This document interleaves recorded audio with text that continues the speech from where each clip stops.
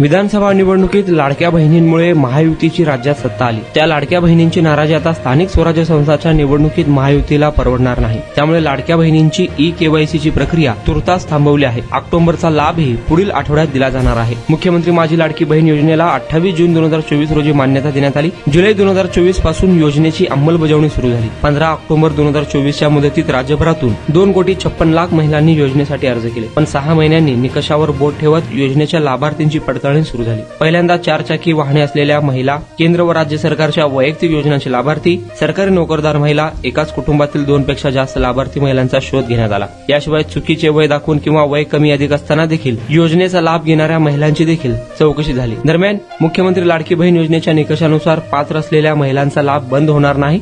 शासनाने आता प्रत्येक लाभार्थीस ई-केवायसी करावी लागणार आहे। लाभार्थींनी ई-केवायसी कधीपर्यंत करायची त्याची मुदत सध्या तरी निश्चित नाही, अशी माहिती महिला व बालकल्याण अधिकारी सोलापूर प्रसाद मिरकले यांनी दिली आहे। दरम्यान स्थानिक स्वराज्य संस्थांच्या निवडणुकीच्या पार्श्वभूमीवर लाडकी बहीण योजना अंतर्गत महिला मतदारांच्या ई-केवायसी प्रक्रियेला तात्पुरती स्थगिती देण्यात आली आहे। याचा उद्देश महिला मतदारांची नाराजी टाळणे आणि निवडणुकीत महायुतीला याचा फटका बसू नये हा आहे। ऑक्टोबर महिन्याचा लाभ देखील पुढील आठवड्यात देण्याचे निश्चित करण्यात आले आहे।